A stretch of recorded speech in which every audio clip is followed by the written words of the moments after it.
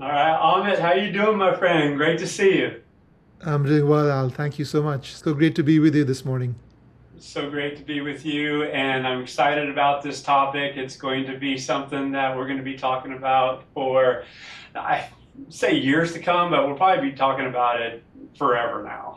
Given Yeah. that AI coaching is here to stay, it's something that has garnered a lot of well-earned attention. So, if you would just tee up who you are and how you got into AI coaching, and a little bit about the research that you've authored. Yeah, sure. And we should note also that, Al, you are a coach and a coach in many different dimensions. And I remember when my son was playing high school lacrosse, you gave him a book, The Spirit of the Stick, Yeah. which was super, super helpful. So thank you for that. Um, Amit Mohindra, I lead people analytics success. I've been in the area of people analytics for a while. uh, some experience with coaching, which got me excited about this whole notion of AI coaching. I'm also an AI enthusiast, having been doing AI for a long time before it became popular. Um, and so for me, it's a great moment in time where we have this capability that can be applied to one of the most challenging and important aspects of corporate life, which is development and also learning. And so I was fortunate to do some research through the conference board, where I'm a distinguished principal research fellow on AI coaching. A couple of months ago, it was published. And I can talk about that as well. But so it's research, practice, enthusiasm, sponsorship of coaching and AI coaching in particular. Well, let's get into it. I know you have some slides for us, and we're going to go about 30 minutes today. So if you're listening, if you're viewing, by all means, ask your questions in the chat here on LinkedIn. We'll get to as many as we can. If we do not get to the questions right now, we'll certainly follow up. But yeah, I'm excited about the conference board research that, again, you co-authored, but also there's a lot of vendors that have entered the space and what that landscape looks like. And from a buying perspective, how do I actually discern what's appropriate for my organization? And finally, if I do select one of these tools, how does it fit into the ecosystem of learning and change management? So with that, let's get into it. Sure, and I think right now we have quite a few platforms and vendors out there. I think as the technology becomes ubiquitous and as organizations get more comfortable with AI coaching and AI tutoring, we're going to see even more companies come in, and the competition will, I'm sure, make things even better.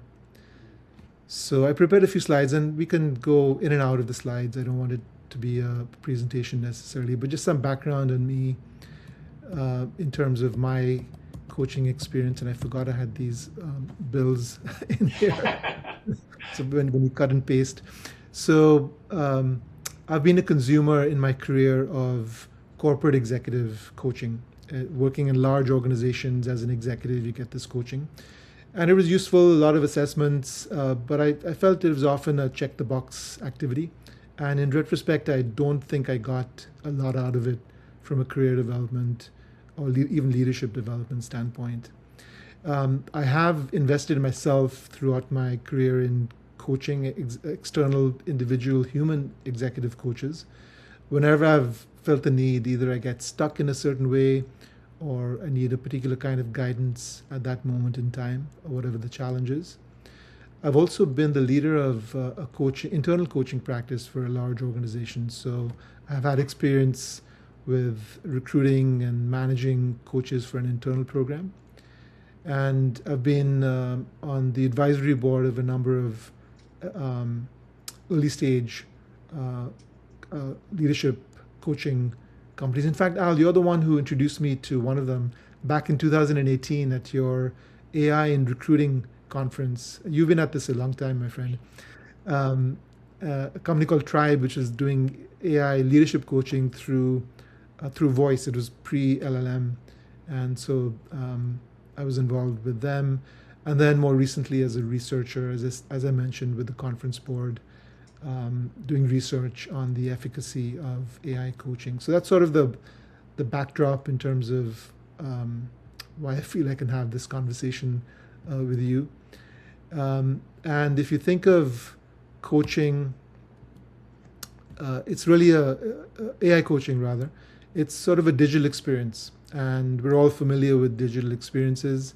And there are two aspects to it. One is obviously uh, growth in a professional standpoint, so personal growth. But the other is learning. And you have AI coaches not just for career development or leadership development, but also for helping you learn more efficiently, more effectively. And for AI coaching, there are two ways you can get into it. One is using a frontier model, ChatGPT, Gemini, Perplexity, any of these frontier models, in the role of a coach.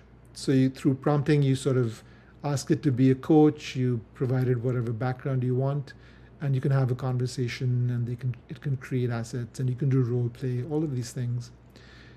But what's more powerful is when you use an actual AI platform, AI coaching platform, or AI learning platform, where the technology has been exposed to coaching principles and practices, best practices. It can be much more personalized, and you can be freer to share with the AI because it's within a protective wall within the organization. A lot more of your actual challenges, right?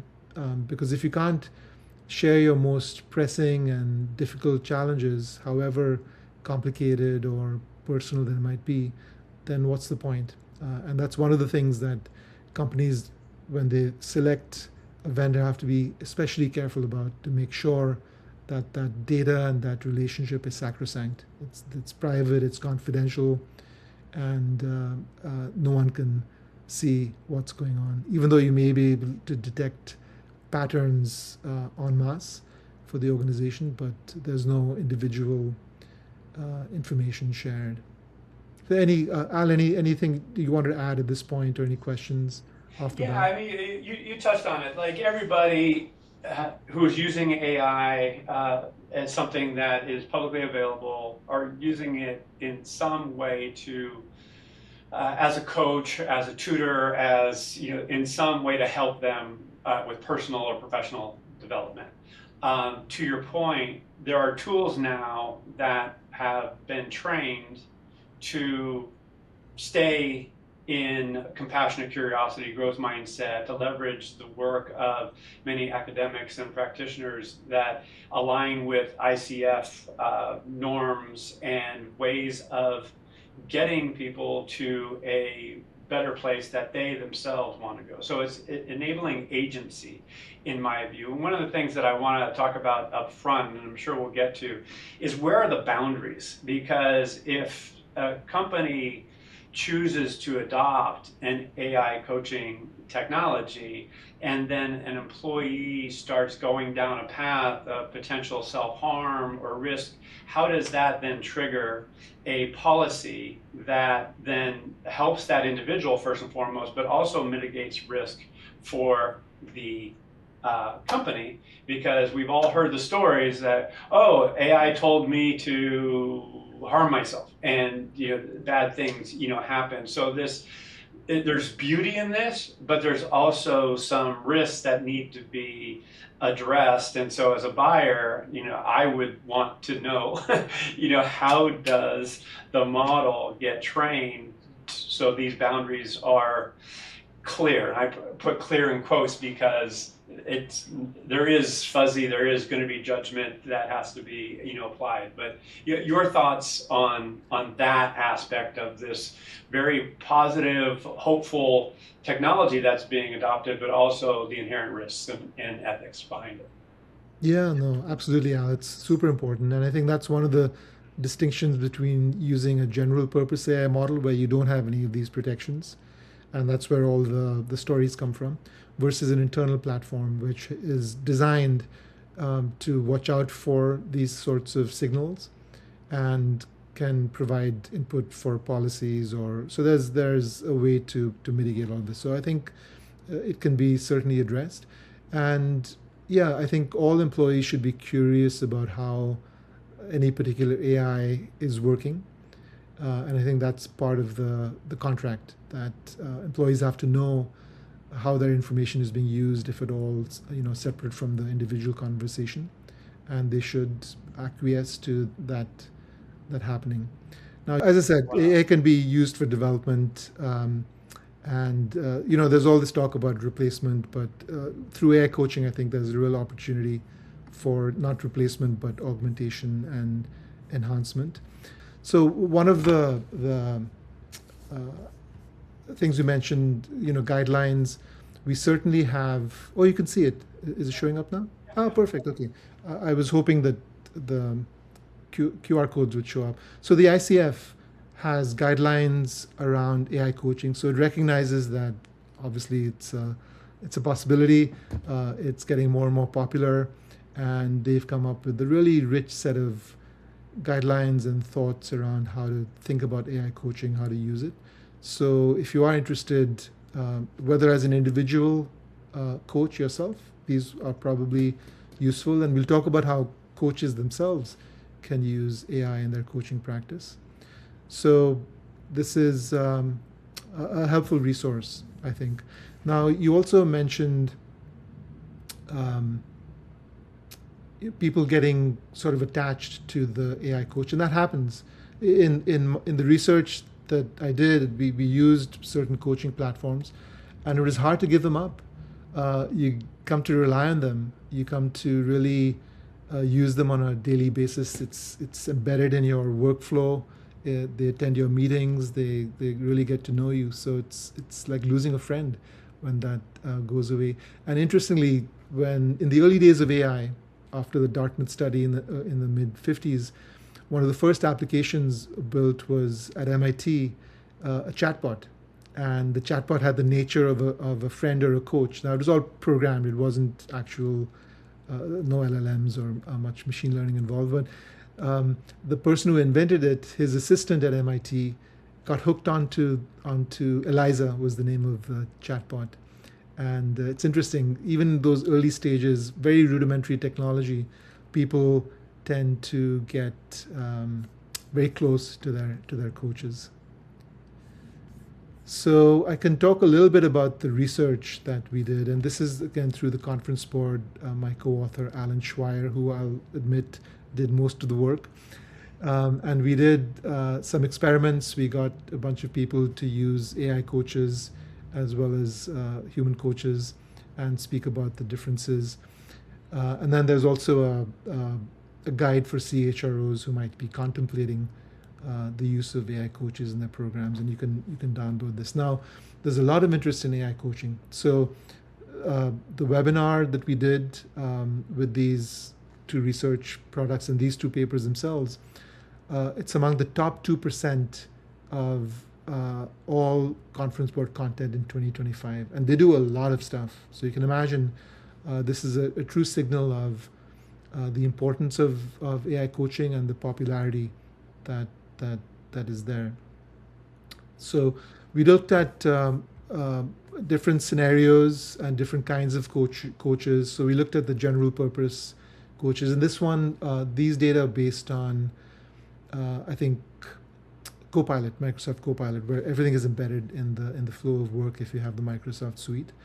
And the main takeaway is that AI coaching was easy to use, easy to engage with, easy to understand, and people were comfortable talking to it.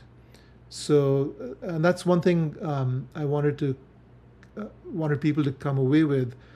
This technology is so incredible, and I actually, from somewhat of a skeptic, you know me, Al, I'm an economist. I'm always skeptical. And from a research standpoint, you have to be. But I was really blown away by the capabilities of the AI coaches, the platforms themselves. So the other thing we found that, between an AI coach and a human coach, obviously the human coach is going to be more empathetic. They're going to be able to understand you better in situations of, where it's really important for your career, where there's true empathy needed. Those really human moments, you can't use AI for that, clearly. But in general, AI was able to demonstrate understanding, empathy, and the right kind of tone. And most people rated it fairly highly compared to informal coaching, not necessarily certified formal coaching in this case. So it works. People are comfortable using it. And in the literature we studied, and there's a list of all, not all, but some key sources and assets at the end of the paper if you download it that points you to different studies, which show, through controlled studies that AI coaching is as good as human coaching in many respects and better in some.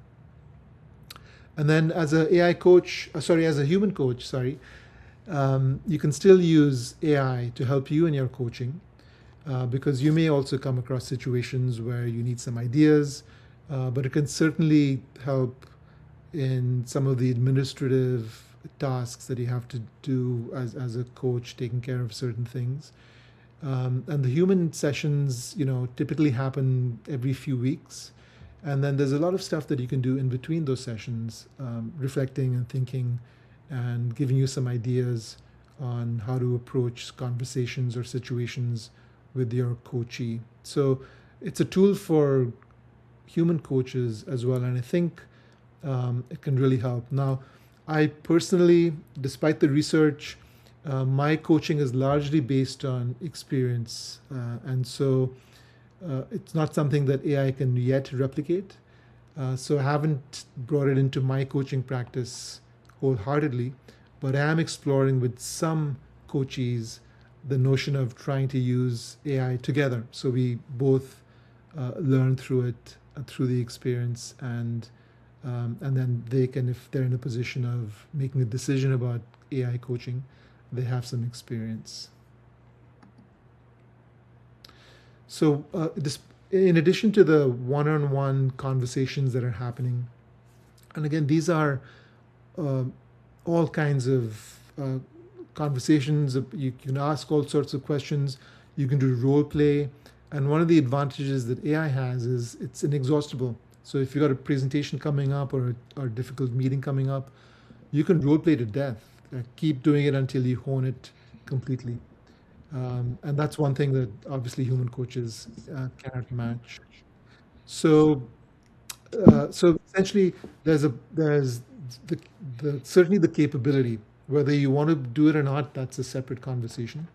But as employees within an organization are interacting with their AI coach through the flow of work, it's got access to their calendars, emails, obviously the conversations. It's got memory, so it remembers what you said to it a while ago, and it builds upon that.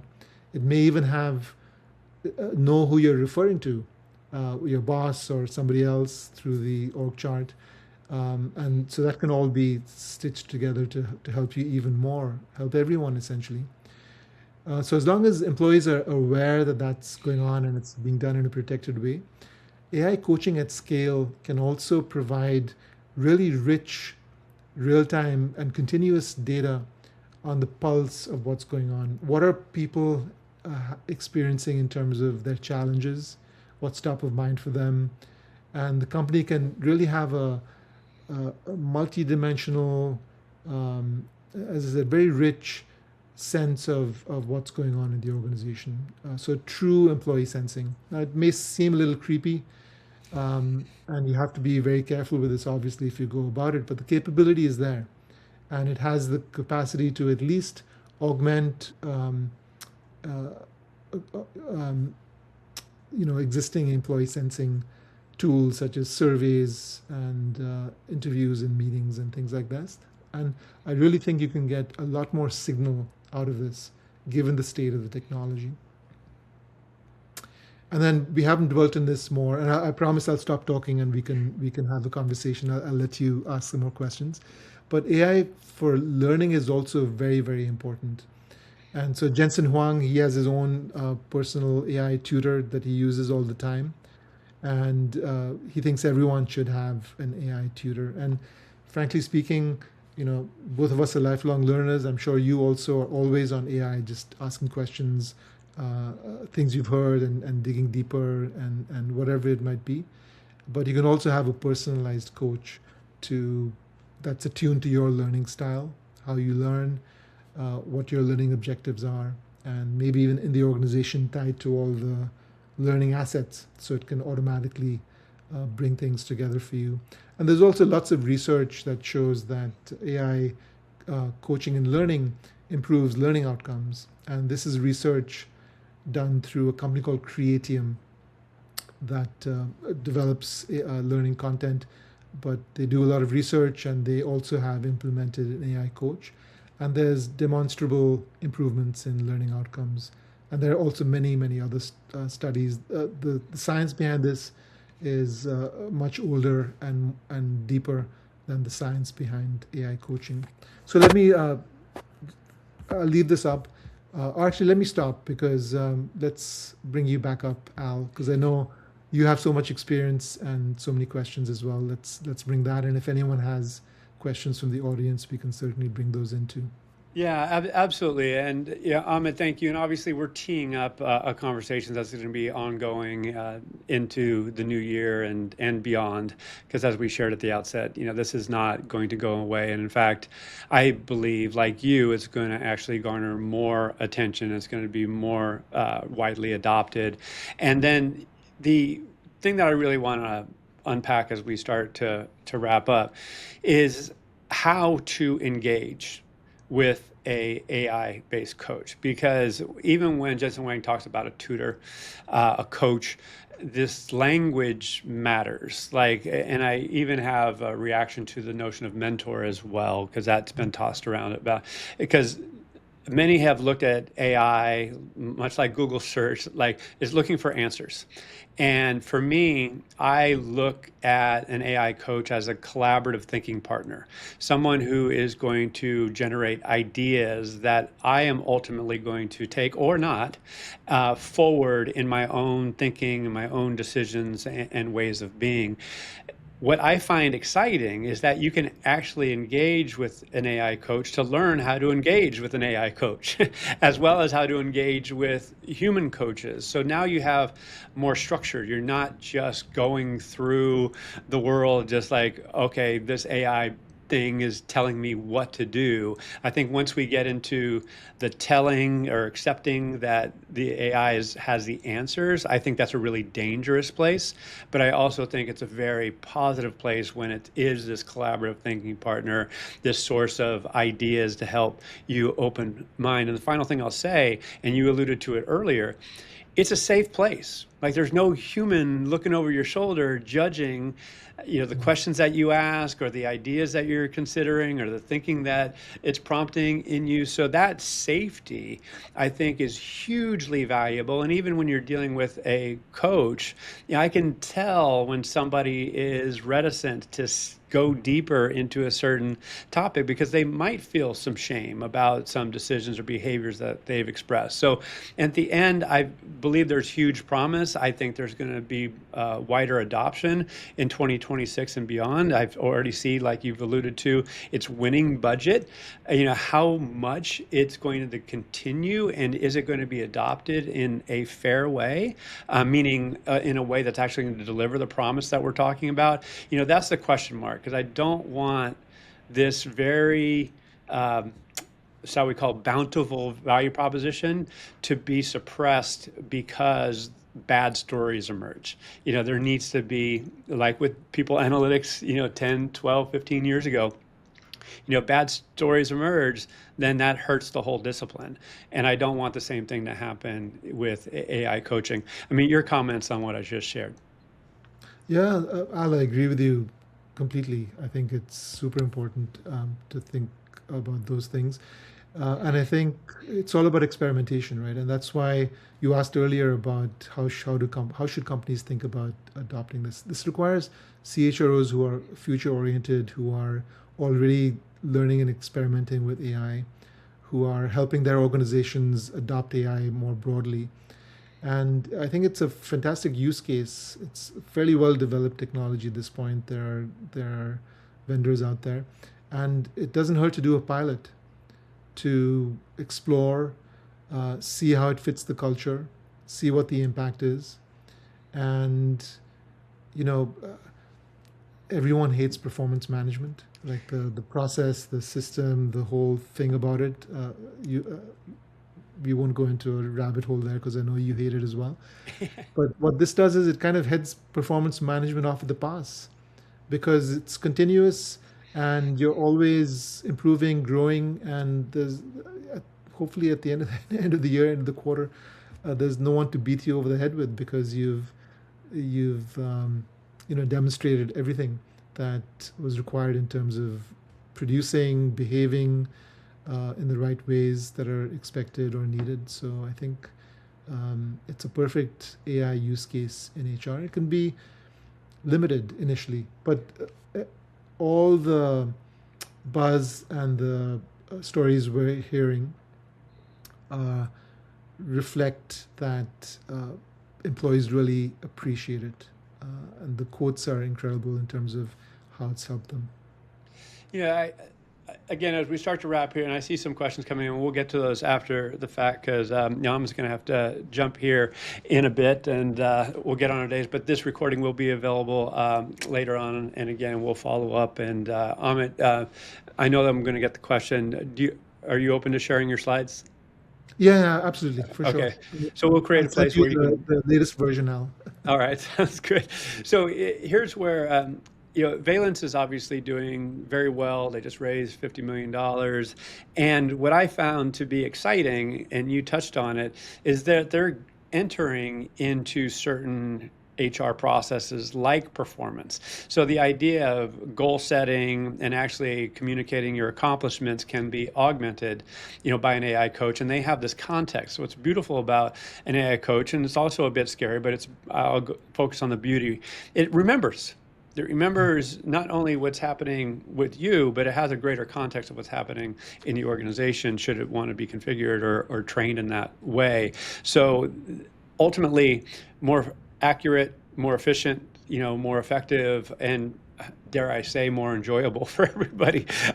I won't go there yet, but there's the potential for it to be more fair because we're not being graded on the quality of our writing or remembering what we've actually done. We have somebody who can actually augment, our memory and help us articulate what we're doing or what we're setting ourselves up to do, or as a manager, helping craft these objectives. So yeah, for the first time in probably my career, I'm actually excited about what performance management could be.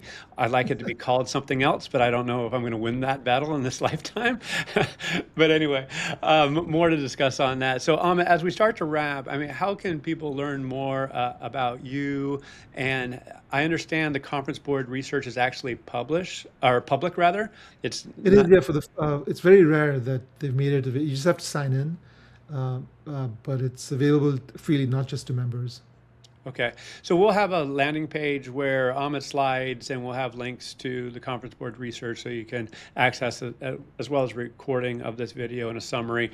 And I also want to add, if I might be selfish for a second, and Amit was instrumental in helping craft this. So in 2026, under the Adaptive Futures brand, I'm going to be doing 5 shows, one of which is going to be focused on leadership, coaching, culture, and the employee experience. So there's going to be much more to come on this topic. And so if you're interested in learning more, check us out at adaptivefutures.io, follow our LinkedIn page, and obviously follow Amit and myself, because again, he'll be on and sharing more insights and ideas in the new year. So Amit, as we sign off, any closing comments? Yeah, just one thing. You mentioned Valence. So Valence was one of the AI coaches we did the research on. The other was Pinnacle. So AI's Pinnacle's coach is Pascal, and Valence's coach is Nadia. And we also looked at Microsoft Copilot. So these are, I think, the leading 2 platforms, and they both approach it slightly differently. But there are many platforms too. So final thoughts. I'll thank you for giving me this opportunity. I'm happy to talk to anybody who's interested in AI coaching, whether you're a skeptic or a fan, and happy to point you towards the right sort of approaches and ways of thinking about it. All right. Ahmed, again, thanks for being your awesome self and longtime friend and inspiration to me. So happy holidays. I understand you're heading to India tomorrow, so safe travels and see you soon. Thanks. Actually, I have to leave for the airport. That's why I can't stick around too long. Okay. All right, my friend. You be well. Appreciate you. Take care. Bye now.